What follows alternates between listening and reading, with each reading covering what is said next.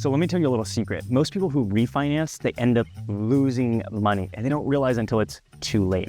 So if you plan on refinancing, you've got to know the difference between savings per month and savings over time. So in this video, I'm going to show you the 4 pillars to master if you want to be a smart refinancer.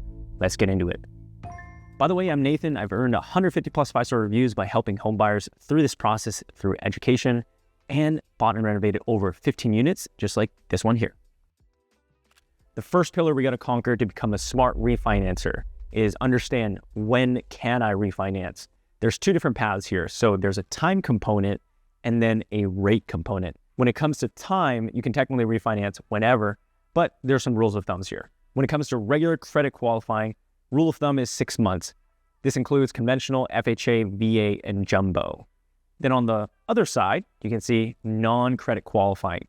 FHA is 210 days from closing. VA is 210 days from first payment date. And non-credit qualifying is just a fancy word for you don't need an appraisal, nor do you need to supply income documentation. You still need a job, but you don't need to supply income documentation. Let's talk about the rate component. Everyone's scenario is different. Like, how long do they plan on being in this home? If you refi and sell the next day, obviously you're not going to hit your break-even point. So that's something you want to be mindful of as well. So here's my general rule of thumb. If you're at a 0.5% benefit, usually it's a, hey, let's start looking into this. If you're at a 1% benefit, it's kind of like, yeah, you're definitely going to win for most clients, okay? With the caveat that it has to be within the first 5 years. So you might be wondering, why 5 years? So check this out.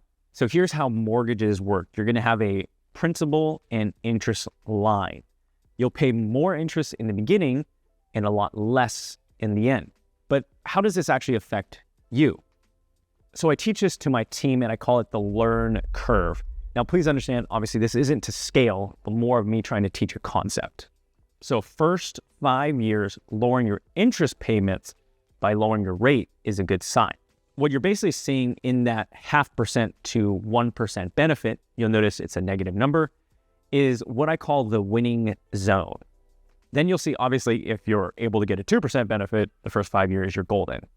Now, if we zoom out all the way to 30 years, at 15 years into the loan, you'll notice we should have more than a 1% benefit for a refinance to make sense. Because here's the secret. You'll pay the house off in another 30 years. So that's 45 years total in home ownership and pay more interest, even though you're saving money. But there is a way to combat this, which we'll cover in the next section. Conceptually, the Lurn curve is trying to illustrate as time goes on, you'll want to have a bigger benefit. So you have a good return on your refinance. Again, these numbers aren't to scale and it's more to teach a concept. Okay, the Lurn curve is great. I learned something new, but what if I run into a situation where I'm like 8 years into my mortgage? Maybe you're at a 0.5% benefit. Like, what do I do here? Do I just give up? This is where what I call the custom year refi comes in, okay? So there's a little hidden secret weapon. Only share this with your friends, not your enemies. Maybe your family members, but again, not your enemies, okay?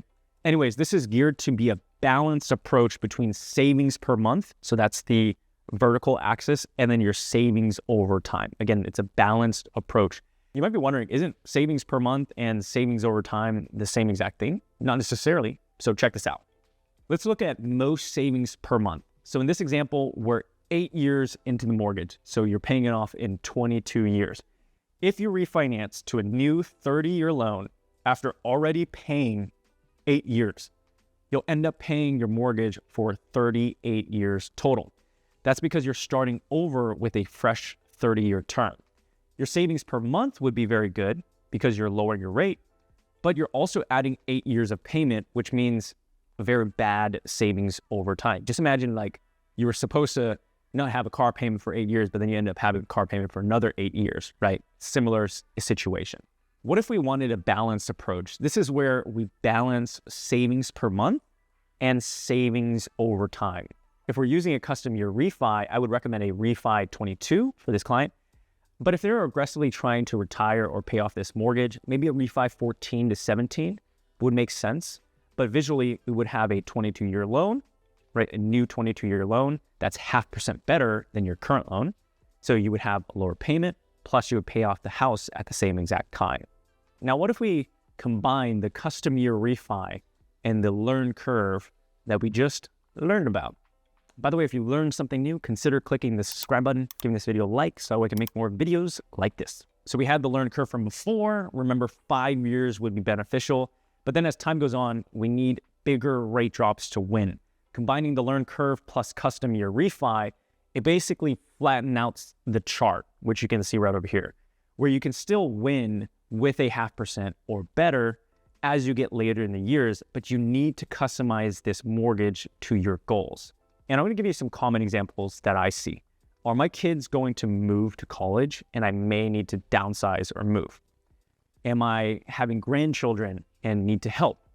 Am I retiring and wanting to be mortgage free or mortgage comfortable? Now, let's say this all checks out. I passed pillar 1, the when test.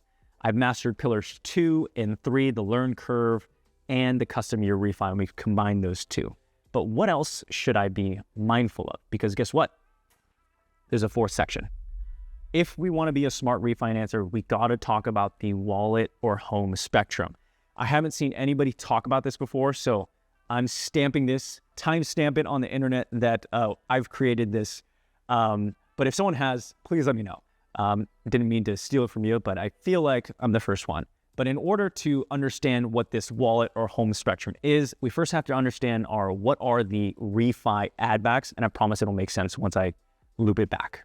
You might have remembered when you bought your house, your first payment was 1 to 2 months later. Let's say you bought in May, your payment was probably in July. Same thing happens when you refinance. If you close your refi in May, your first payment is in July. The reason for that is because mortgage interest is paid in arrears.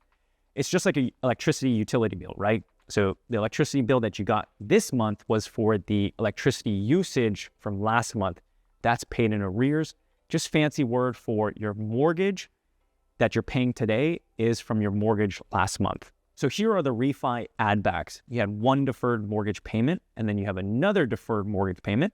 So think of that example. If you close your refinance in May, or you bought your house in May, you probably didn't make a mortgage payment, right? You made your first mortgage payment in July. So essentially you have a May deferred mortgage payment and a June deferred mortgage payment. So that's why there's 2 of them. The last add back is your escrow account refund. So let's say your mortgage payment is $4,000 a month. That's $8,000 in deferred mortgage payments that you have as add backs, I should say. And then your escrow account has $2,000. So the total add backs, 8 plus 2, that's $10,000 in add backs. By the way, this is where you would look to find your escrow account balances. Here's some examples based on different lenders. Yours might look a little different, but you're basically just looking for escrow account balance or escrow balance on your mortgage statement. You can usually find it in the mail statement or online. And little pro tip, the reason why I'm calling these deferred payments is because obviously it would be added on to the end of your mortgage. These are 2 deferred payments. And please understand, it's deferred, not skipped. If you see any crazy words out there like skip payments, blah, blah, blah, that is kind of being dishonest because they're not skipped, they're just deferred. Now we understand the refi add backs. Let's talk about the wallet or home spectrum. So check this out. One side, we have most cash back signified by your wallet. And on the other side, you have the most savings signified by the little house emoji. Basically, if you want the most cash back, you'll take all 3 of those add backs, okay? The 2 deferred mortgage payments plus your escrow account refund, and pocket that money in your wallet. And closing costs involved with your refinance would be absorbed into the new mortgage. So again, that's your most cash back path. If you want the most savings, you would take those 3 add backs and pay it forward into the new refi mortgage. Basically, if your add backs are $10,000, just like our example earlier, you would bring $10,000 as an out-of-pocket, then get reimbursed by having those 2 deferred mortgage payments. Basically, you would have made those mortgage payments, but you just have the money in your bank account, so you almost get reimbursed. Then your escrow account balance from the old lender gets mailed back to you. Usually that's 2 to 4 weeks after your refinance closes. Okay, so that's the most savings end. But what if you wanted to do something like in between? Yes, you can totally do that. I call it a hybrid approach. Some of the add backs go to your wallet, and the remainder you pay it forward into the new mortgage at the closing table. Okay, so you might be wondering, how does this all fit in to the overall refinance picture? Because remember, you want to be a smart refinancer. So what I want to show you conceptually is what if we apply the wallet or home spectrum to the Lurn curve. Now you'll see the most cash back, I'm going to move it around, is on the top, and the most savings is on the bottom, signified by the house emoji. When I apply it to the Lurn curve, let's place it right on the 0.5% benefit line. Meaning if rates get better by 0.25%, it may make sense to explore refinancing. And notice I'm saying may make sense. The reason for that is obviously there's a lot of other variables, but it's worth at least having your mortgage advisor explore the ideas. Now, what happens if we want the most cash back? We're looking out for your wallet. Your break-even point would need to be higher, meaning if rates get better by 0.75%, 0.75%, it may make sense to explore refinancing. And I get this question quite a bit.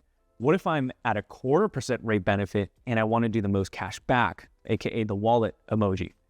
And it looks like we're out of range, right? But this is where you want to take a financial holistic approach, meaning looking at the whole picture. So what does this mean? If I have a lot of credit cards or just debt in general, the refi add backs, the 2 deferred mortgage payments, plus the escrow account refund, you can actually use that to pay off that credit card, the other consumer debt that's kind of looming over your head, and it may improve your overall cash flow.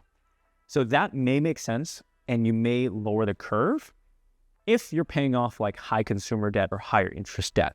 So again, it's specific to you. And again, these are concepts that I'm trying to share, not absolutes. I'm trying to get you in the warmer direction, not the colder, right? And then that way you can actually dive into those details with your mortgage advisor. Okay, great. Conceptually, you can see with the Lurn curve, you can see at what interest rate would you win. And then with the wallet home spectrum, you can move that break-even point up and down. Let's put it all together. We talked about the $1 million question. When can I refinance? And there's a time component, and my rule of thumb is 6 months. Then there's a rate perspective. My rule of thumb is 0.5% to 1%. That's when you should start looking. Then I showed the Lurn curve, how the first 5 years is where you could win with a refinance. But then as time goes on, you want to have a bigger rate improvement. But the custom year refi, or the third pillar, showed you how you can flatten the curve and make sure refinancing makes sense if you're later in the years. Lastly, we put it all together with the wallet or home spectrum, which showed how we can move that break-even point up and down depending if you wanted to have the most savings or look out for your wallet. So those are the 4 pillars to master to become a smart refinancer. If you learned something new, I hope you consider subscribing, give this video a like. And by the way, YouTube is recommending you watch this video right over here. Give it a click. I'll catch you in the next one. This is Nathan signing out.